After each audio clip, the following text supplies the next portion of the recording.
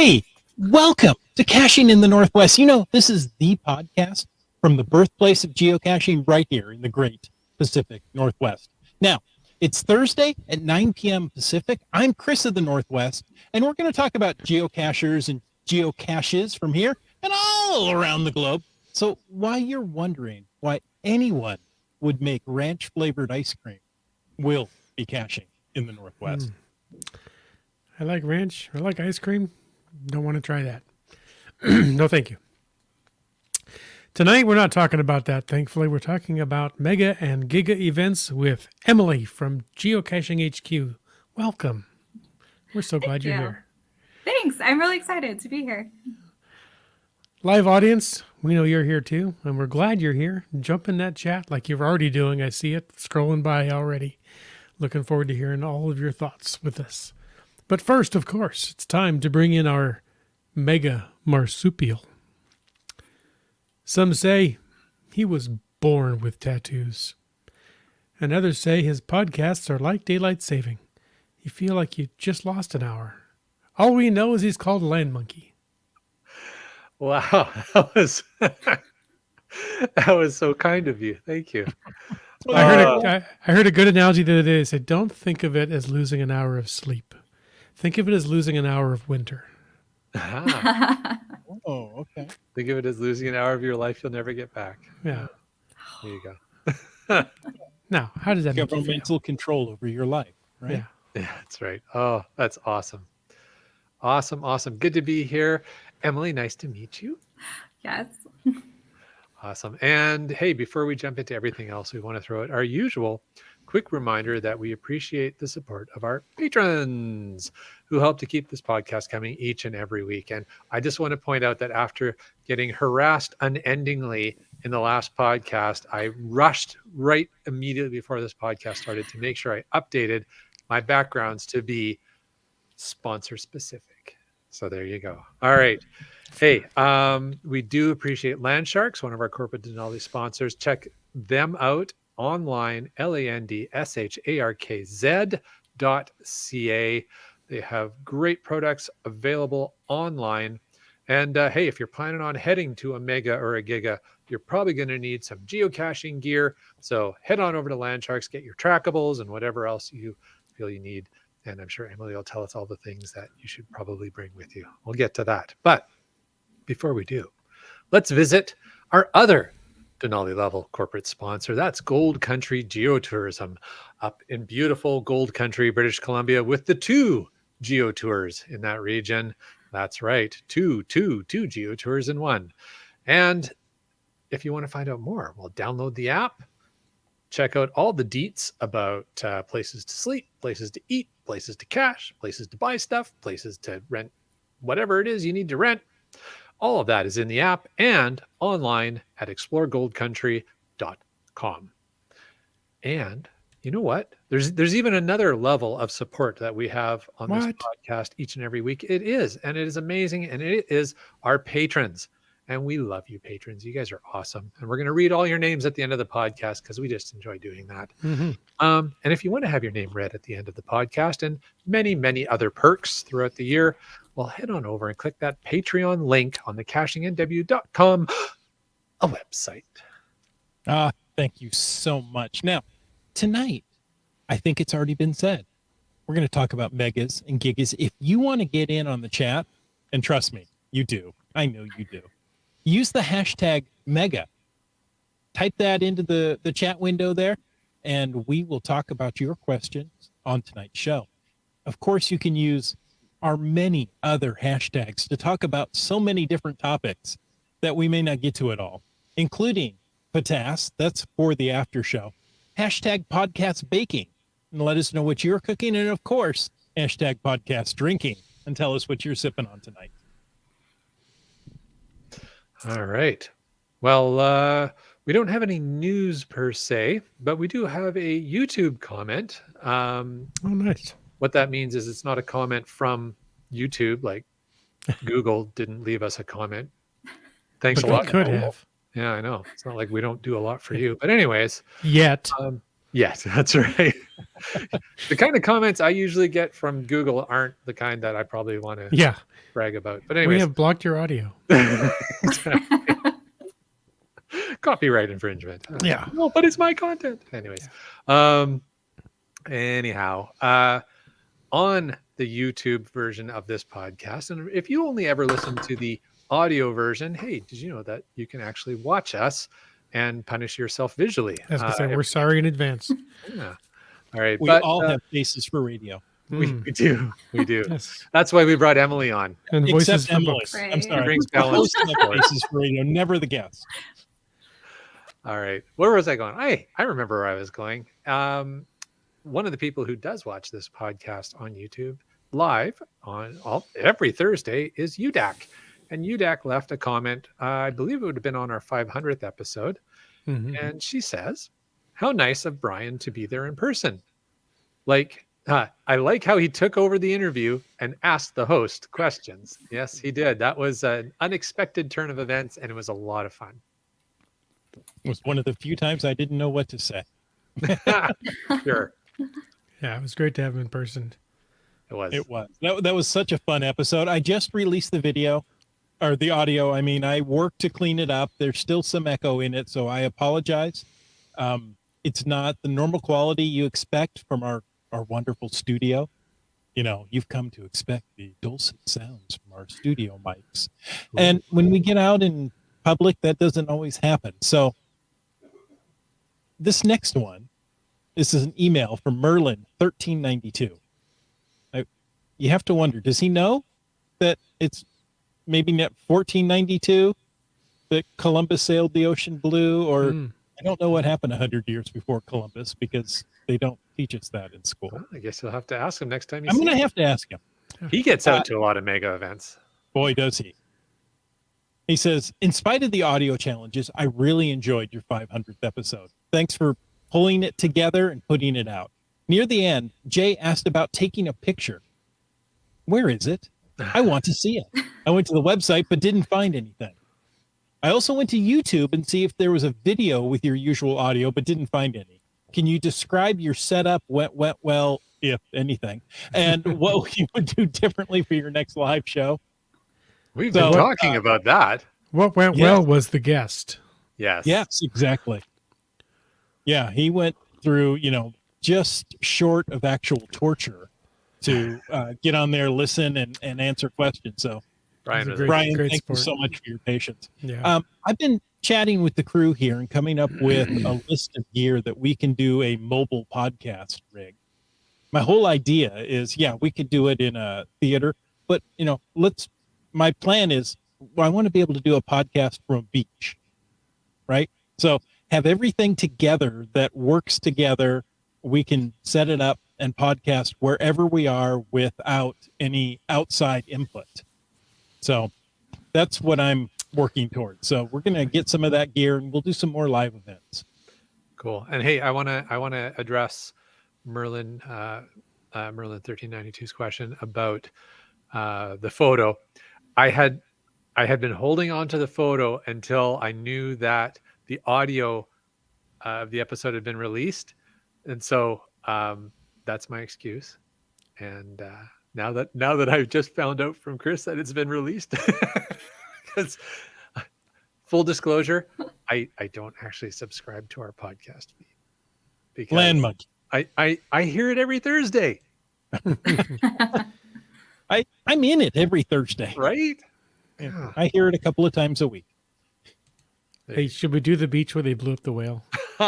Blasted blubber beyond all Beyond all believable believable bounds. bounds. Yeah. That was a Jeopardy question not too long ago. Really? Like what beach was it? Or what community? Was it Yeah, Florence, just in- Oregon? Yeah. Beautiful area. Yeah. Well, once the When seagulls not coated come in up all whale the blubber, yes. Yeah. Oh, you guys. Oh, so I'm going to post some pictures. I just reached out to people that I knew were at the event. Okay, I am. And said, hey, you took some pictures. Would you send them to me?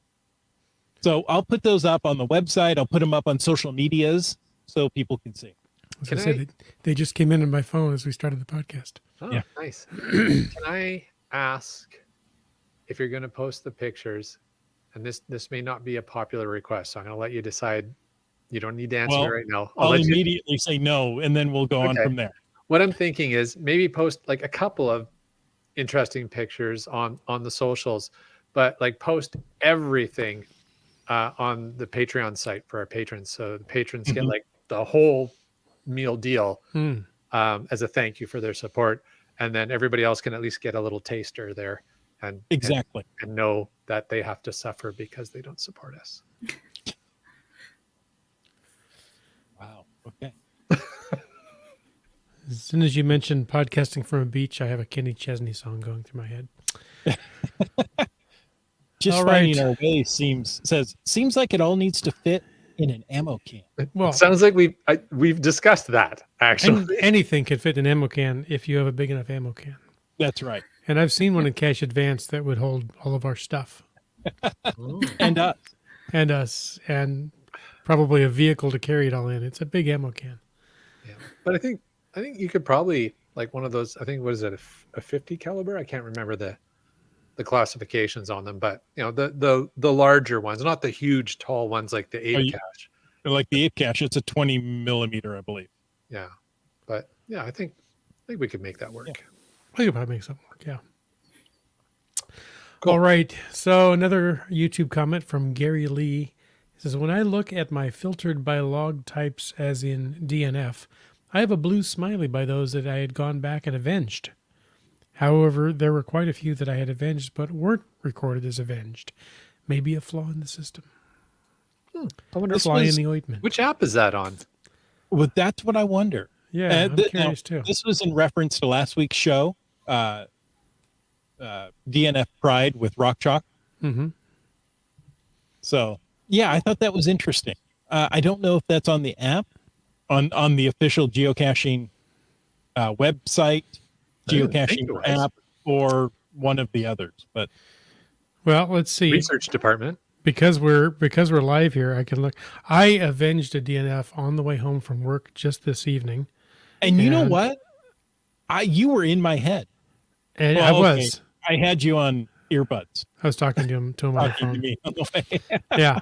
I have a yellow smiley in GC Droid. So there was a blue frowny there until today. So there you go. Kitty Quest says you get those blue smileys on the website. Oh, okay. So, okay. Oh, is it an actual smiley Could be. or is it a blue frowny? Hmm. Yes, I don't. You we'll know have what? to figure it out.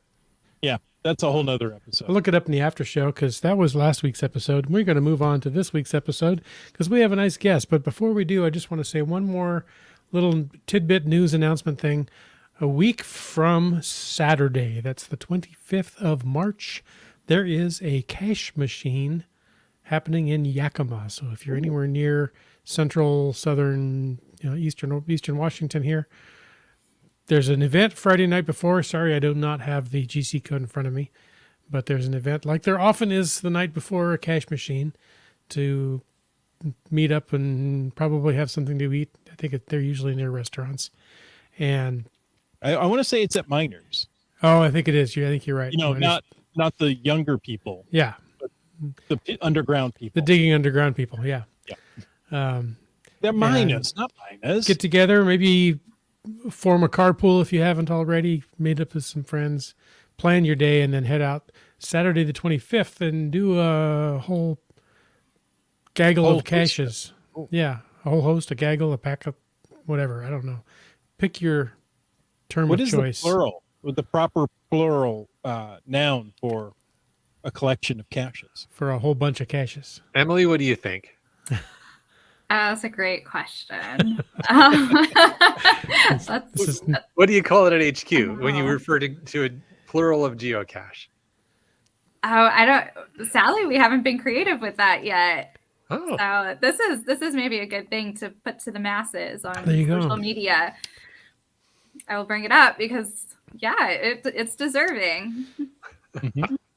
And you got a pride of lions and a flock Yeah. of many things, A and murder of crows. as a murder of crows. Yeah, that's always a good one. An ammo can of caches. Yeah. That needs to be a No. good thing. All right. So anyway, if you're planning to be or make plans to be in Yakima 25th, I think Chris and I are planning to be there. I'm not sure that the land monkeys will be able to make it down. Maybe they will. You never know. They show up in the most unlikely places. You never know where they're going to be on a That's right. Keep you That's guys right. on your toes. That's our job. Yeah. So that'll be fun. Ooh, And I like this. And our chat already has it. It's a Oh, there you go. discovery of caches. that's I love great. that. And Doramore and GSM times 2 both came up with a discovery Yeah, of caches. that's I like awesome. There you go. You heard it here first, folks, from our live audience. All right. Well, we have a representative from HQ in the house. Emily, you can take that back to the headquarters tomorrow and tell everybody that it Okay. is officially a discovery of caches. It has been decided. It has been decided, yeah. Well, I welcomed you earlier, but we're going to get on with the episode tonight and talk to you. Can you tell us a little bit about yourself, how long you've been caching, what got you started, how long you've been a lackey? Were you a lackey first or a cacher first? Tell us all the things we want to know. Sure. So I found my first cache in 2014 because my dad and my brother were both geocachers. And it's just something they cached all the time. I would just do it when we were on family vacations and we were all together. So a very casual cacher. And then I went to my first mega event. It was the Going Ape in 2018. Again, I didn't know what a mega event was. My parents were visiting from out of state and they wanted to go to a mega event. So we went out to Going Ape and I got to meet Signal the Frog. I didn't even know about Signal the Frog till that day. But it was kind of funny because exactly a year to the day that I went to Going Ape 2018, I applied to work at Geocaching HQ. So that's kind of fun. And I started in October of 2019. So it's been a few years. That's a pretty quick turnaround, though. Yeah. So it would have been late August that you applied then, if it was a year from the Ape event, and then in a couple of months, you got through the whole recruiting process, and Brian said approved. So, yes, that is what happens. Yeah. Your big stamp. Yeah. Yep. Awesome. Oh, fantastic. Now, well, one of the things I know you do at HQ is work with the Gigas and Mega crews and help them with all the behind the scenes logistics. Can you give us a brief listing, maybe just the major highlights? Because I think there's a bunch of Megas and Gigas that are already approved for 2023. Yeah. So currently there are 50 approved megas in 2023, Wow. which is great. And that number is just only going to go up as the year goes on because we are constantly getting applications.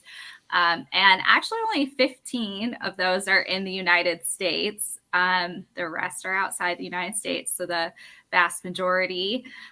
There's several brand new mega events this year, which is always really exciting to see new hosts taking it on and being really passionate. And yeah, that's one of my favorite things. So I'm really happy to see we have that. But there's also several mega events that are returning for the first time in about 4, 5, 6 years for some of them. And there's several like that. So that's been cool to see. There's definitely been, a comeback this year. And we also have a lot of fun themes. People are being really creative. So there's 3 different Viking themed events. So 1 in the US and then 2 over in Europe. There's a couple events at just old historical coal mining locations that are really, really cool. There's one at an old steam power plant outside of Helsinki with a nice industrial theme. There's one in Czechia that is a whole medieval theme. So there's medieval activities that's supposed to kind of be taking you back to the medieval ages. There's also one in London that's a Sherlock Holmes theme, which I think is just excellent. That's So cool. yeah, there's so many creative ideas out there, and it's really fun just to peruse the list and see. That's Well- elementary, isn't it? Good one. So we've got to get busy and get more megas in the U.S. We're Yeah. being outpaced by Europe. That's Oh, yeah. just that's not going to happen. No, Good gonna have to luck change keeping this. up. good point. Yeah. It's Well, tough. they've got some keeping up to do with wide open spaces. There you go. It all balances out. If just talking earlier about photos in the Patreon site, and she mentioned Viking theme events, somewhere in my archives, I have a photo of Chris of the Northwest in a Viking helmet. I'll have to dig that up and get that into the Patreon folder. That'd be good. I'm wondering why. Maybe One never maybe you knows. should. It was a very young Chris of the Northwest. It was an old one. Anyway, back to megas and gigas. Now, you mentioned that they are returning, and I think a lot of that is because of COVID and pandemic and all of the other hoopla that's been going on the past few years. A lot of things changed, some for the better and some not. But do you feel like mega events are on the rise, or you feel they're on the decline? And whichever way you feel, why do you think that is?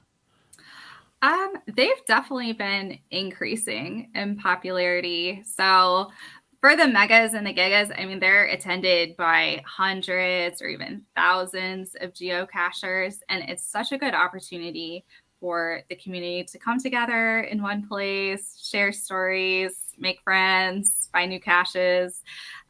So the first geocaching mega event was in Texas in 2006. And since then, it's actually the numbers that we have now have just increased significantly. So the COVID-19 pandemic definitely had a huge impact. There were barely any megas in 2020, very few in 2021. Most had to cancel or postpone because of the health and the safety concerns. So the numbers are pretty low during those 2 years, but they are still going to be popular because 2022 was our biggest year yet for megas. I think, the game grew a lot during the pandemic. We had a lot of new players. And now that we've kind of moved into a new, we've moved past that phase where there were so many restrictions, it seems that people just value it more than ever, having the opportunity to all be together. So I think those large scale events have a lot of appeal for people now, because 2023 is already on track to be bigger than 2022 and be our biggest year yet. So I think there's always going to be a place for the mega events and the giga events. And as we know, our community is very creative. So I don't think anyone's going to run out of ideas anytime soon. So it's going to be a huge part. Yeah, for sure. And I think as GSM times 2 said, when 2022 rolled around, we were ready to get together as a geocaching community globally and locally. So yeah, definitely. I can see, unsurprisingly, why once the restrictions started to get lifted, that was game on for sure. Yeah. Awesome. 2 weeks to flatten the curve. Yeah. Well, 2 weeks to notice to post an event. So yeah, I guess. There you go. Yeah. That's what it was. All right. So very cool. Some background there and history around where we've gotten to. I have a bit of a sense of the answer to this, but only from my own experiences. And I'm actually really curious from an HQ perspective, what is involved in the process of getting an event to be classified as a mega or eventually giga, perhaps? Yeah. So first, you have to get your organizing team together. You have to read the mega and the giga event guidelines in the Geocaching Help Center, and just decide on the basics. So you need a date, you need your book location, you need to have a general idea of your theme, what the structure is going to be, what activities you're going to offer, how are you going to keep people engaged for a minimum of 4 hours. And then because you need a completed cache page before you actually submit your application. So on that guidelines page in the Help Center is the link to the application. So we just ask several questions on there. You just fill it out. It's pretty easy. You don't need to have all of your final details ironed out. So we understand event planning ideas change, they evolve, but you have to show that you've already dedicated a significant amount of time to the planning. You have an idea about the specifics. So one of the questions is like, what's your theme? What kinds of activities are you going to have? Like, don't just say something really general, like cultural activities or activities. We want to see more detail than that. Like, what kinds of activities? Again, we don't need the actual final plan, but what we're looking for is what can someone actually expect to experience at your event? Like, we want to have a good idea in our heads of what your event's going to look like. So the more detail someone can put on there, the better. There's never too much detail. You have plenty of room to just type. So basically, after we get those applications, we take a look at them. And, if we have any questions, we'll reach back out. So if the event has never been mega, or maybe it was mega the previous year, but the attendance numbers were pretty low, the event can be published up to a year early, but it's just going to be a regular event. And you just have to show through the will attends that there's still there is substantial community interest in your event. People really want to attend it. And then once you get 300 will attends, you let me know. And then we look at it from mega. Some megas, they've been mega every single year. Every single year they have great attendance. So there's a very good chance they'll just get mega. So when they publish, they already have that status. And then the other avenue is if you have a great already published event, it's at least 4 hours long, it's very well organized, it's getting a lot of community interest, you think that you could definitely get to those 300 will attends, you can still apply for mega event status, even though it's an already published regular event. You just have to do that up to 8 weeks, or 8 weeks is the deadline. So you have to do that at least 8 weeks in advance of your event. Wow. Okay. So based on that, if some of your activities change, or, you get more interest and you go, this could even turn into a Giga, is that conversations you have in the background? Does the event coordinator contact you, or are you proactively watching these and contacting them? Well, as far as Giga, a lot of events already know that they kind of want to, well, not a lot, it's very rare, but the events who end up going Giga, they usually know that they're going for that at the beginning. And that's when you'll see where they say that they have like at least 100 people on their organizing team. And that's just like probably a low number. And, they have their organizing team split up into all sorts of different, individual groups and team leads. And so a lot of people start that way from the very beginning when they have that ambition, because you do have to have a location that can accommodate 5,000 people. Yeah, so exactly. Not every event can go for it, but several events, like even in their application, they'll say like, we're hoping to get Giga status, and usually those events look like they've done, a lot of their groundwork. But that's something, they need to let us know. We don't monitor their event to see like when they get the will attends. The host has to let me know. But that's a really exciting thing.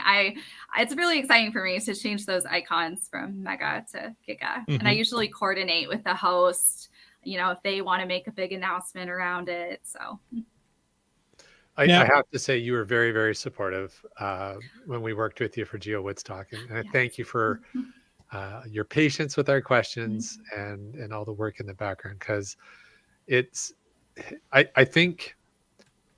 know that those who host megas and gigas, there's a ton of work, but I think people may not realize how much work the team at HQ does in support of those events. So I think that's pretty cool. Yeah. And that's kind of what I was hinting at there. Wet Coaster says, can an event lose mega status? And I think you answered this, Emily, if there is poor attendance in the previous year or two. Yeah, we kind of call it, you have to re-qualify. So if it had poor attendance and they apply again to be a mega event for their next event, they just don't get that mega upon publication. They can still be published up to a year early, but as long as they've applied through the application. But yeah, they just have to make sure to show through those will attends that they can pull in the numbers. Well, and one more from GSM times 2 before we get to ask another question. Have you ever had to turn down an event because there are two conflicting megas? Good question. Unfortunately, yes, because we do have a rule. It's rule number 7 in the Mega and Giga event guidelines that events cannot be scheduled too closely in time or distance. And yes, I have had to say no to an event that applied for Mega because there was already a Mega, 2.5 hours away. Yeah. It's usually a concern over in Europe where everything is much more compact. I've never had it happen in the US. I love the fact that you know off the top of your head the number of the rule. It's like, right? Maybe we don't have to cite this one that much, but I do happen to know exactly which number this rule Rule is. number 7, yeah. If you want to go look it up, yeah. And do any of your rules involve riding lawnmowers? No. Okay. No. Because Land Monkey has a riding Let lawnmower. us help you with that. Yeah. That's a long story that we'll just continue at another time. For the after show. For the after show. Yeah. Well, gosh, go ahead. I was going to say, now, aside from the icon that, sets it apart as a mega or a giga, what does HQ do to set those apart from any other kind of event? Sure. So when you get awarded mega status, you get a sponsorship package from Geocaching HQ that has exclusive perks that your event gets that a regular event does not. So one of those things is a custom souvenir. So you get to design your own souvenir for your event. We'll upload it to our souvenir tool, and then your attendees get that on their profile. You also get donations of tracking codes for your event merchandise. You get some adventure credits. You get geocaching logo banners. There's usually a fun Signal the Frog banner every year. You also might get a visit from Signal the Frog as long as he's available. He does have a very busy schedule of megas and gigas. And then also, just because these are such positive impacts on the game, you also get featured in the upcoming mega events map/list that the Geocaching HQ account owns. And we link to it in our weekly and our monthly newsletters. Very cool. That's a lot of stuff. A lot of stuff for you and the team to organize for 50 plus events in a year. Yeah. I'm curious, and full disclosure, Emily and I talked about this before the show because this is one of my this is my tough curveball question for Emily, and she just handled it like a pro. So, but you mentioned one of the things is Adventure Lab credits, and my thought is Adventure Labs. In the last few years, credits have been given out to people. There's Adventure Labs everywhere, like you're tripping over them these days. So. I'm curious why that would still be considered a benefit to mega or giga event holders to get Adventure Lab credits. There's a few things with that. So as far as the adventure credits go, mega events can request up to 5. And typically adventure credits are 5 locations max, but the mega ones are 10 locations for each adventure. So you can have up to 50 locations, which is pretty cool. I think sometimes you could build a really good story if you have 10 locations versus just 5. Another thing that's cool about the mega credits is the mega hosts are allowed to do physical placements for their adventure credits, which we don't typically allow. That's very special for the mega credits. And that's just a way for our mega hosts to be, more creative. And so a lot of them will do, that's when you'll see the gadget cache adventures. I feel like those are becoming more popular with mega hosts. They can only be in place up to 3 weeks. So those have to be temporary, but I think it's fun. It's cool to see how megas experiment with their credits and the really creative things that they get to do with them.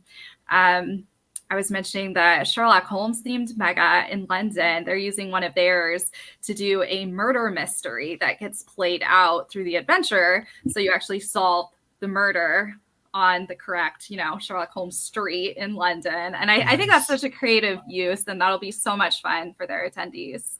That'd be pretty cool to be, on Baker Street in London doing, that's pretty neat. That's a very, very good idea. 21B Baker Street. Yeah. Yes. Light in your head and dead in your feet. Yeah. Great Baker Street stuff. Gosh, so many cool things and aspects to this. Some people think as well, I thought at one time, Mega and Gigas, they're just normal events. There's just a whole bunch of people there. That's really all it is. But you've shown us, and, Land Monkey knows firsthand how much goes into planning and executing a well-run Mega Giga event. Huge, huge numbers there. Of all of the different things that make up that, what is your favorite aspect? It's like picking a favorite child, I know, but what's your favorite aspect of Mega or Giga caches, Giga events? I don't think it's rule number 7. It is not. And no riding lawnmowers, no. It's not rule number 7.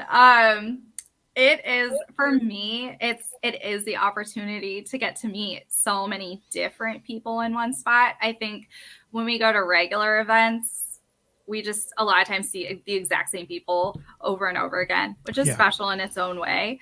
But it's so rewarding to go to a mega and meet people from outside your geographical area, maybe even other countries. In 2020, I went to the Texas Challenge Mega, and I just got to meet so many people there. And that was my first experience going to a big event like that outside of Washington State. And it was really cool because then a few years later at the 20th anniversary celebration in Geo Woodstock, I got to see so many of those same people. And it was just nice to feel like we're reconnecting and just kind of friendly faces in the crowd that I recognized. And that was really cool. And then the same thing happened because I went to Essen, Germany to go to the Project Glück auf Giga in September, so the following month. And that was my first European Mega Giga, so I was very nervous. So it was nice that I had met so many people the month before. Again, we're like friendly faces in the crowd.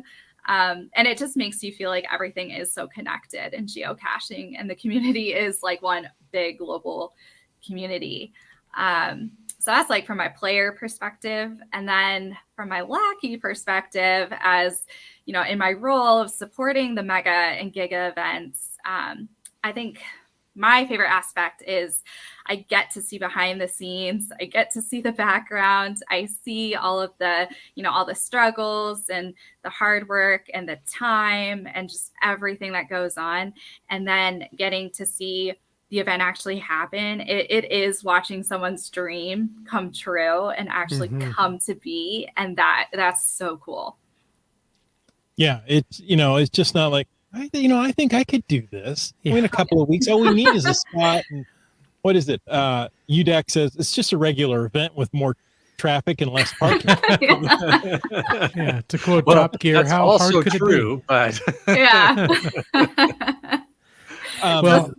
Just like how geocaching's tougher in the woods, Right. Yeah. Exactly. UDAC also asked an interesting question. Are lackeys automatically sent to megas, or do megas have to invite lackeys to be in a panel? I guess that kind of depends. Typically, so we have sometimes lackeys go for business purposes, and other times we have an internal rewards program where lackeys can go to megas and gigas. But we don't just go because someone invites us. We go because we really want to go to that event for whatever reason. And, we really want to be out and about in that community. And we try and spread out lackey travel every single year. So unfortunately, we don't get to send a lackey to every single mega or giga that asks, but we do try like over time to make sure that we're not just focusing lackeys in one spot. Sure. And I would bet that some lackeys just voluntarily attend megas and gigas. Absolutely. Yeah. We have lackeys who go on, just personal travel is, and I mean, they can go wear their lackey shirt, or they can go as, I just like to say, like private citizen. Undercover. Incognito. Yeah. Generic geocacher. Yeah. That's awesome. Well, that's a good segue into, oh, sorry. I was going to say GSM at ×2 asks, how many air miles does Signal have? Uh-huh. And then I'll add on, and can you use some of those to travel yourself? I mean, can you ride Signal's coattails since he's such a world traveler? Yeah, if we're talking UPS air miles, those UPS cargo planes, he's probably like gold tier, like whatever their top UPS tier is. That's funny. Well, I was going to comment, sorry, Len Monkey, there, also GSM ×2, because he's super active in the chat. It's just like Thursday night, we're excited to talk about caching. We're excited to experience all this stuff. But his comment here says, for me, it's the people. At the 2022 event, I think I got 3 geocaches all day, but I talked to lots of people. And it's the same with the podcast, it's all you guys in the chat. And you hosts too, I guess. Yeah. Gee, thanks. Really, I'm here to see Emily. There you go. Wow, who wouldn't be? So on that, on the note of lackeys traveling to the events, Emily, if you could get to any mega or giga in the world, which one would it be? Now we're going to ask you to choose your favorite child. There you go. Yeah, here it is. Well, I think what's nice is I get to see just how passionate these mega and giga hosts are and how excited they are and their plans. And so it makes me excited. I get excited reading these applications, looking at these cache pages. And so ideally, most of them would be, my preference. But I think my next mega giga is probably going to be in Belgium, because I've always wanted to go to Belgium. I would love to see the country through caching.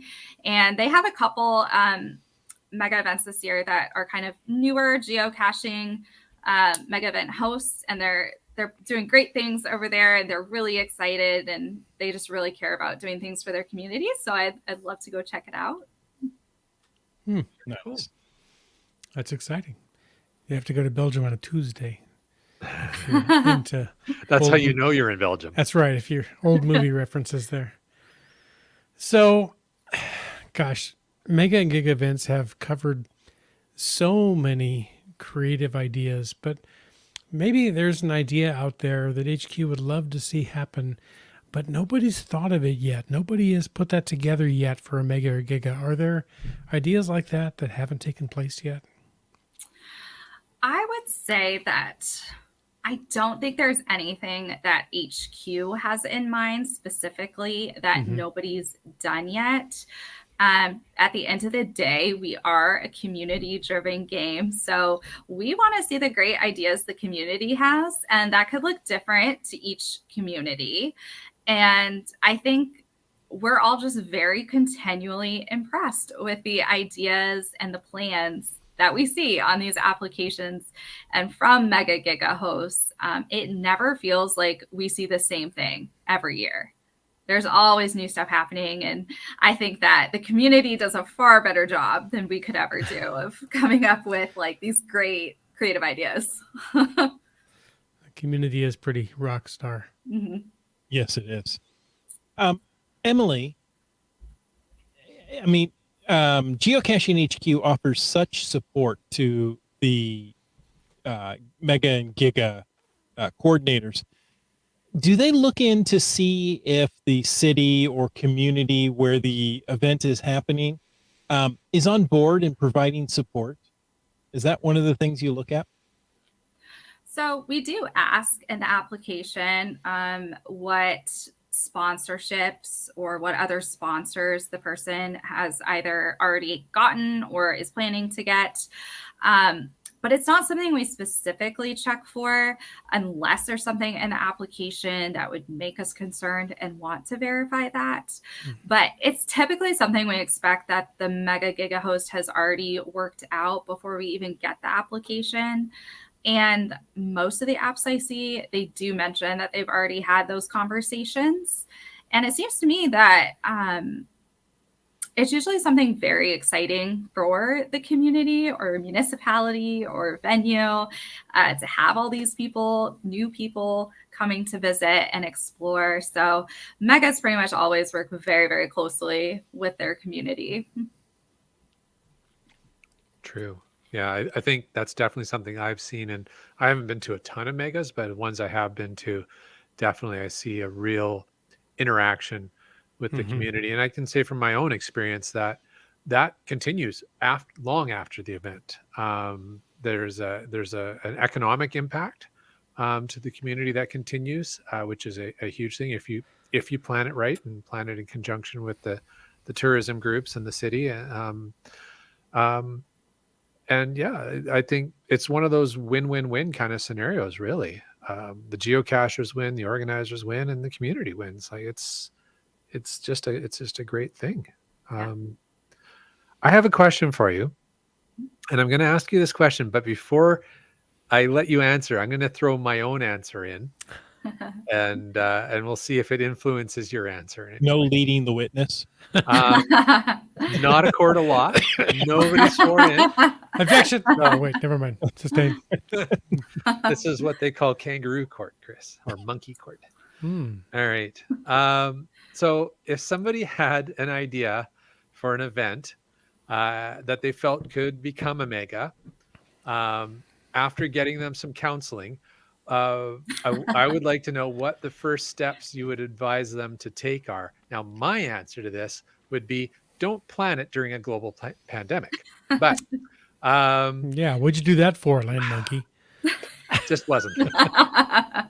But Emily, seriously though, I am curious what your thoughts are. Like, if somebody has an idea, and you mentioned this earlier, like a group of people get together around the application process, but how would you encourage people if they think, hey, maybe I could do this? What should they do?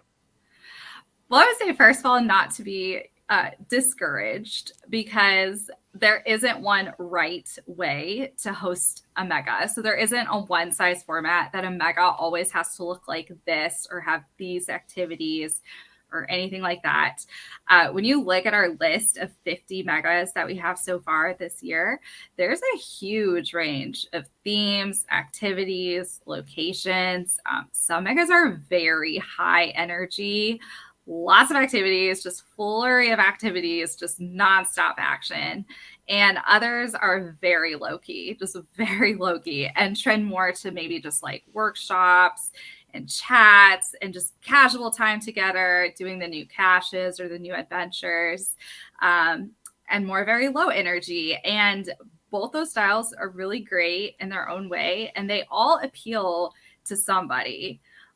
So it's kind of like geocaching as a whole, where there's something for everyone, and you might not enjoy every single cache type, but that doesn't mean, that you don't enjoy geocaching. So if you have an idea, even if it's something that you've never seen in your area before, or not every single person you talk to thinks it's a great idea or it's amazing, that's okay.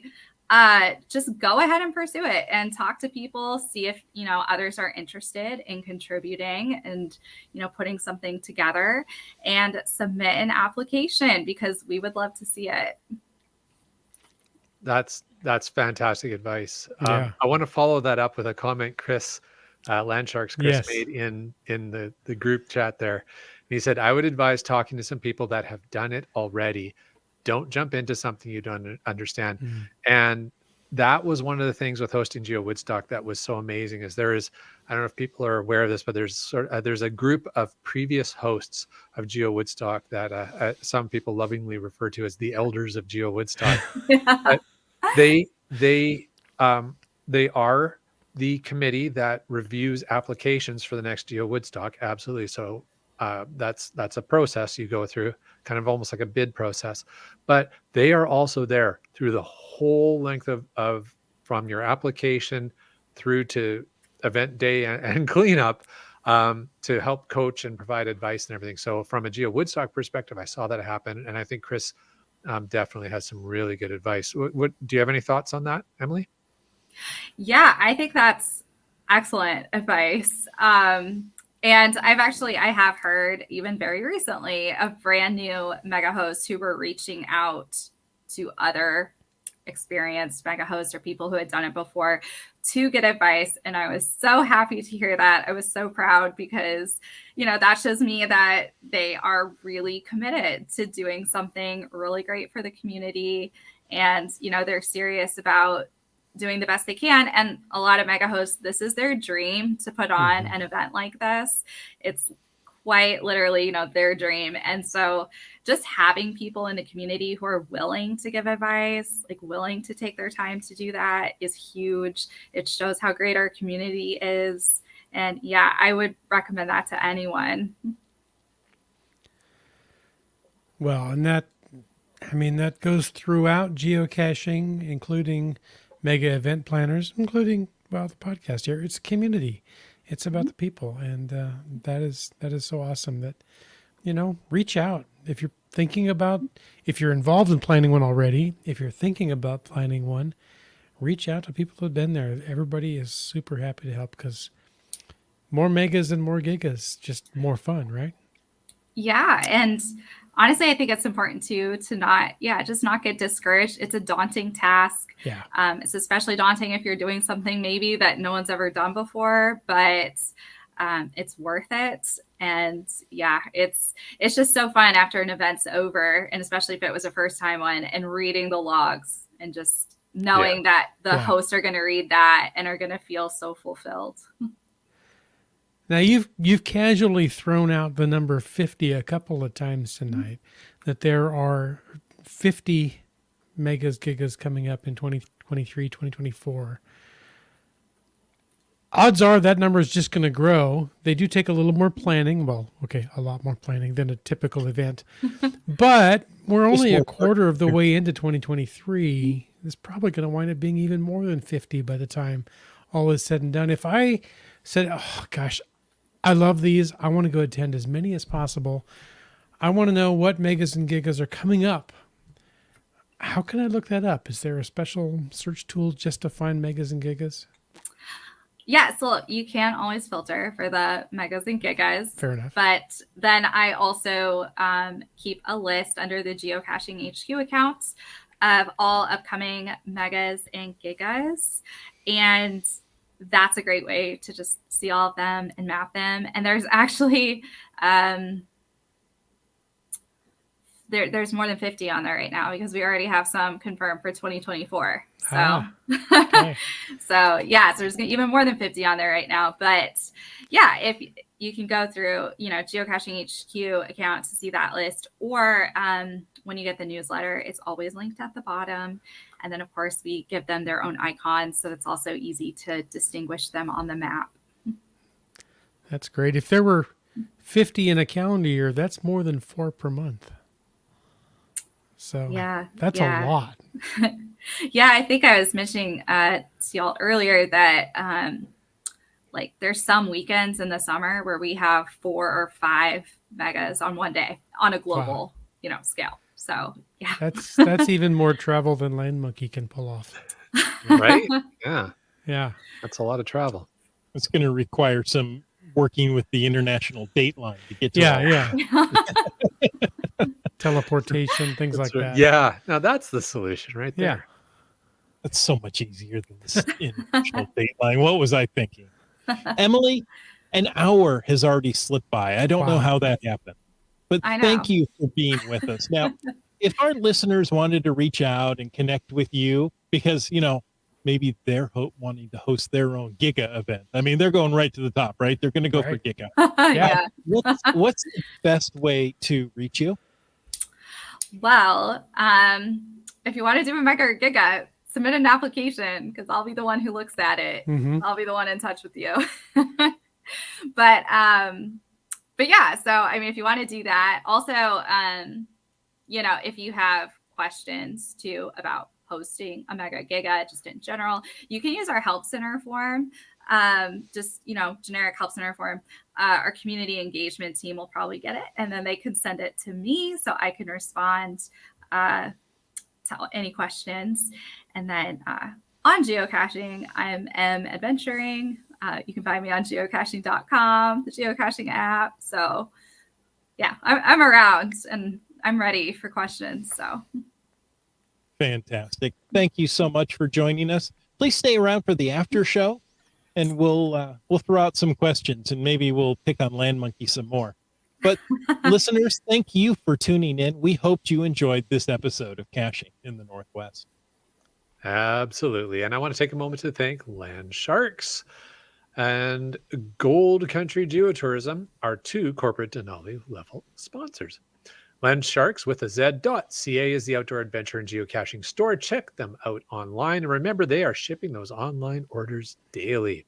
And for absolutely amazing geocaching adventures, check out exploregoldcountry.com for the 2 geotours and the app. All right, folks. We want to thank all of our faithful Denali level supporters. That's Land Sharks, Gold Country Geotourism, Team Squirrel, Groovy Owl, and Cachly, the geocaching app.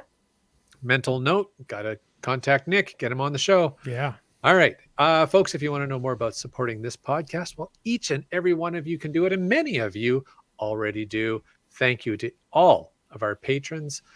If you want to join the club of cool kids, well, you can head on over and click that Patreon link on the cachingnw.com website. Like Skyhawker did. And J Car. And in the WSGA 48s, it's CRS 98.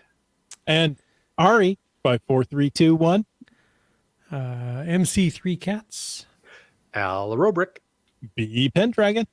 Geocaches. Boomer 365. Honors. Acrodoc. Subway Mark. Hey, hold on a second. Before we move on, I just got to say, I was earlier, just before the podcast, looking at a photo I took of a Subway Mark geocache when I was in Oregon. So there you go. Well done. Very nice. I bet it was near a railroad. It was. Yeah. Wow. Just took a wild guess. You're seismic. I know. Hey, let's not forget about Limax.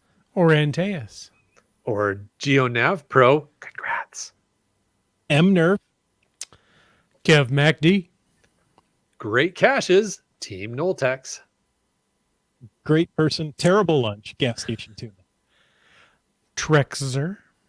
Korsgat. You talks to rocks. Active in the chat tonight and almost always GSM times 2. Living in one of my favorite places to visit and go caching, Whidbey Island Gal. Logwork. Seabeck Tribe. Fairwood West. Peach, who's really in Washington. We read a comment on YouTube from UDAC. I see what you did there. That was clever. Another great cacher, Genies. Just finding our way. Ring the bell for Sprouter. Active in the chat tonight, and well, sounds like he's planning his own megas. It's Wino Seattle. Tick Magnet. Green Words. Camp Clan. Flagman. Kettle Barb. If you're a spilly drinker, you're going to have a wet coaster. RAR 285. LG 9000. Keats 94. Kid Vegas 19. Sergey Hove. Dora Moore.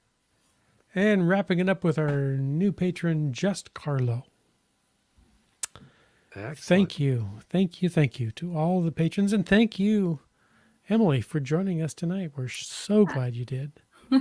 I know more about megas and gigas than I did before, and I'm excited about them. I have to say, I kind of went with UDAC. It's just a large event with less parking. With more parking, yeah.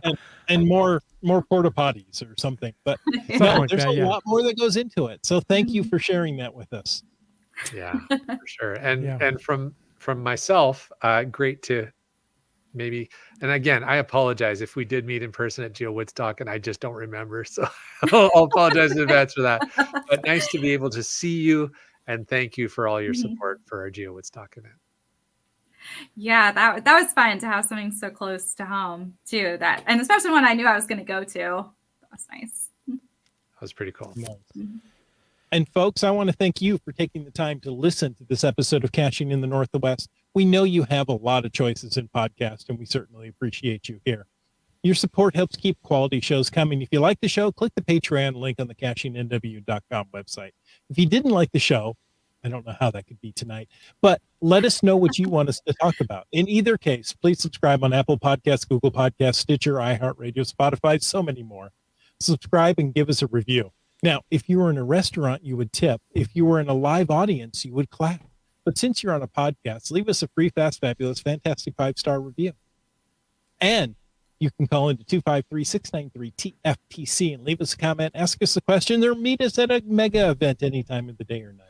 And of course, you can email us at feedback@cachingnw.com. Join us every Thursday night at 9 p.m. Pacific for a live show and livelier chat. The show is produced by Chris Umpenauer, Jim Paulwitz, Jay Kennedy, and Brian Lang. It's licensed under a Creative Commons Attribution 3.0 license. Copyright 2023 by Chris Umpenauer. And folks, I ask you to stay tuned for The after show. Well, that was really quiet in my ears. I hope you all heard it. After On the show. quiet, there we go. It was on the quiet side. Kitty Quest after show. Yeah. Oh, let's see. We have one here from Genies. This goes directly to Land Monkey. Oh. Are you ready to host a mega again soon? I think I saw a too soon question in the chat. Yeah, they're Virginia. Yeah. Let's just say not this year. I would like, you know what I would like to do? I would like to attend a series of megas now, having hosted a very large event. I would like to enjoy being able to visit other people's events and see what different ideas they come up with. Just some of the ones that you were discussing earlier, the different themes, and it largely sounded like European ones, but I know one of the ones that's been on my bucket list for ages, and I just never arrange it well enough to get down there, is going caching. And there's a themed event that happens every year, the different theme every year. I would absolutely love to go there. There's so many great events that I would love an opportunity to go to. So, you know, I did my part, myself and Chris and Helen and a huge team. It was 3 of us in the lead team there. Yeah. But it was a huge group that and I think you made the comment to that effect earlier. Like, we had it well divided between different managers and teams, and by the end it was pretty much clockwork. You know, there's always stuff, but great group of people. Really enjoyed working with them. I enjoyed being able to contribute, but right now I am really looking forward to kind of experiencing what other people's ideas are and what they do. Yeah.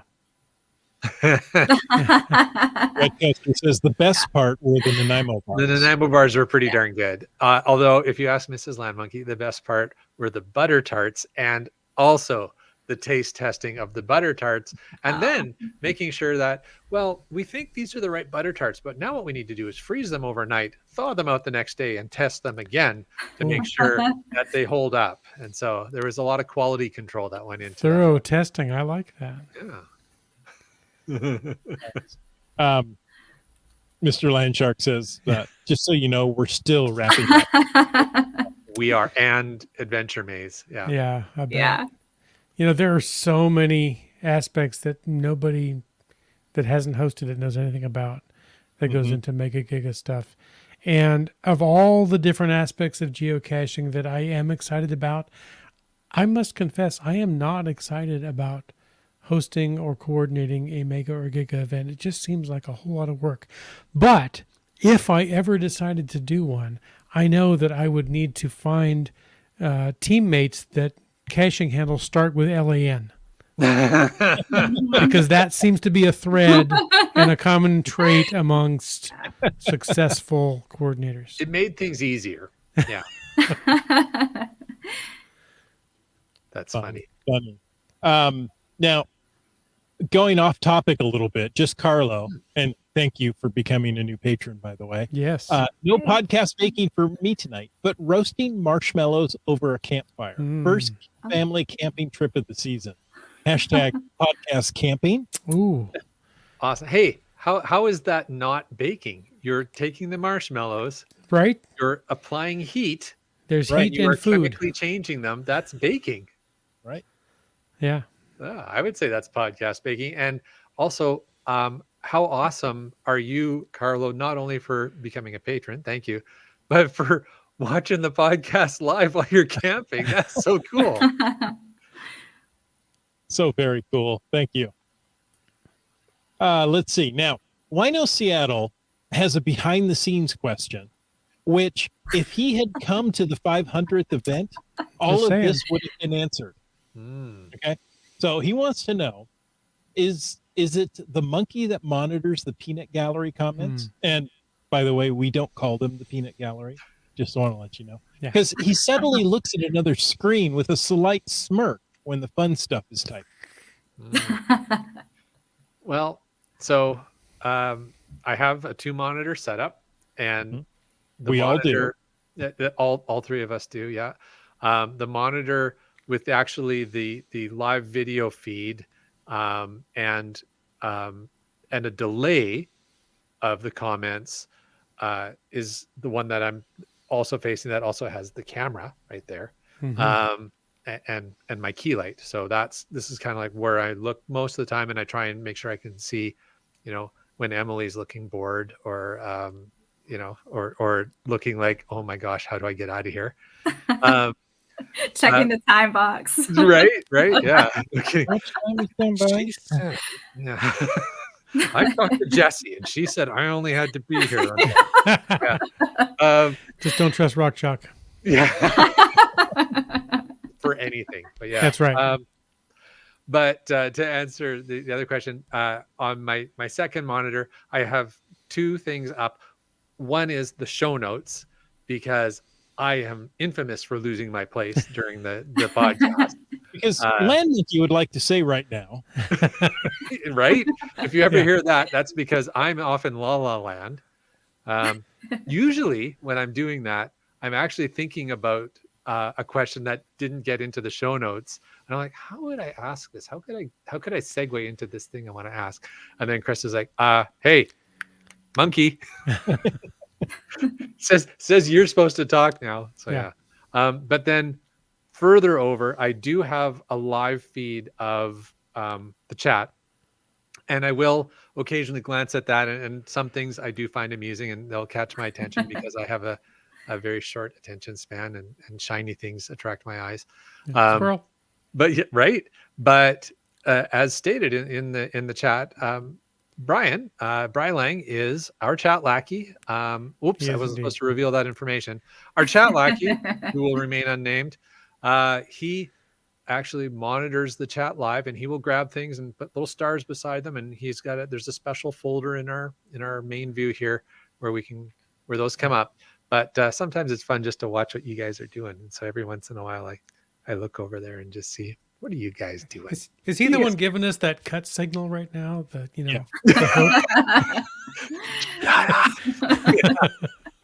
That one. Yeah. Yeah, that one. Oh, that was a really long answer. What else have we got? just Carlos using all his data tonight. Don't tell him. Well, how else? What better way to use data than Thursday night at 9 on cachingandw.com? helping us take down the internet. That's right. Winos is doing his hashtag podcast baking of chocolate croissants. Or I chocolate. don't. I won't believe that until you send me a sample to prove it. Yeah. Exactly. Just saying. And then we'll have to take that, freeze it, thaw it out, try it again the next Well, day. absolutely. Quality Yeah, send control. us a couple of samples so we can test it And over I've a got couple of days. family, so you better send a dozen just to make Yes. sure. Yes. Absolutely. I want to make sure before we wrap up that Emily gets a chance to answer Start Casher's question here because I like this question. Okay. Can you grab that? Yeah. Oh, So But Emily, Landlinky would like to ask you something, Emily. yeah, Emily, I'll be the bad cop. Is Tracker the Signal's pet dog? his friend. Sorry, His friend. Yeah. his friend. Yeah. Yes, sorry, not his pet. Which end has on screen right Yeah. now. I Tracker Yeah, and I are Tracker. friends. Look at him Is right he ever there. going See? to get to show up at a Mega or a Giga? Tracker is currently not going to be attending any megas or gigas this year, unfortunately. He's still a puppy, Um, so it's okay. Yeah. Is he but still yes. lost in the caves? Oh my Did he get out? Did he get eaten by the dragon? Ooh, no, let's hope not. No. Yeah, No. Signal's gonna be a solo act this year. Okay. But he has a very full schedule. But yeah, Tracker, good friend. I've seen Crunchy Tracker frog. show up on banners sometimes. So Yes, there is that. yes, that's Yeah. true. Yes, the most recent, the 20th anniversary celebration banner was Tracker and Signal. Nice. So we might incorporate Tracker again in the future. I think it really brings the whole like community thing together, you know. Yeah. Very cool. Yeah, he's a Okay, loyal so- pup. He is, isn't he? He finds the cash apparently, or he takes a replacement with him. I don't know if he ever Oh. talks. It's hard to say. Cash Yeah. maintenance. I only Cash see him with the maintenance. cash in his mouth. So Cash maintenance mascot. I love it. Lost Ken says Little Fox 1968 and I are having an event in Irving, Texas. Too late to get mega or get us Giga status. Only 2 attendees. So if you show up on March 30th, it would be awesome. That's GC Alpha 5. Suddenly I Golf. forgot. Was Golf. it Golf Bravo Papa? There you go. Yeah, Alpha 5 Golf Bravo Yeah. Papa. 2 weeks to post a will attend. Just saying. There you go. Folks, Hey, thanks. Oh, sorry. I know you No, want go to I want to catch maybe some new listeners that aren't familiar with all of the history, and maybe Emily isn't also either. Land Monkey, could you address Rule 15 that I touched on earlier, according referencing riding lawnmowers? I think it's rule 14. 14. Okay, sorry for my error in that. That's all right. So rule 14, there is a set of mostly unwritten rules, but enough so that we know that rule 14 is to never take directions from someone on a ride-on lawnmower. Yeah. And you might think, well, that seems sort of arbitrary, but it is not. It's happened. We have quantifiable and qualifiable experience to absolutely certainly defend Rule 14. While at the Mount Vernon Geocoin Challenge, we encountered a family that we effectively rescued from the top of a mountain Yes. because they were at the base of the mountain and asked a resident who happened to be on a ride-on lawnmower, we're trying to get to the top of this mountain. What's the best way up there? And they said, oh, well, just park your car over here and there's a trail that goes up. And so they did so and hiked to the top of the mountain. A long And we hike. met them as we drove up beside the geocache. They're like, how did you get here? Offered them a We ride just drove up back the down. road. They came up the backside of the mountain, and we came up to a Yeah. parking lot and we were right next to them. And let's take you down to your car, shall we? Yeah. My favorite part of that was this was a family, small kids and all, and we're riding back down in Land Monkey's Geomobile, and the mom's like, we tell our kids never to take rides from strangers, and here we are. We've never met them before. But so, yeah, it was a fun story, fun experience. There you go. There you go. So So Emily, it's- as you go out and experience the megas and travel the world, never take directions from someone on a ride on lawnmower. There you go. Noted. it's happened a couple of times. Couple So of times, yeah. it's proven. We'll just, yeah.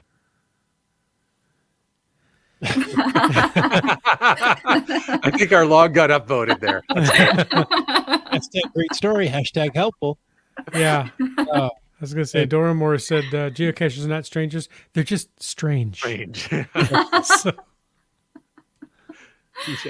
Thank you so much, Emily, for joining us. And folks, thank you for taking the time to tune in to this episode. Until next week, get out and get caching in the Northwest.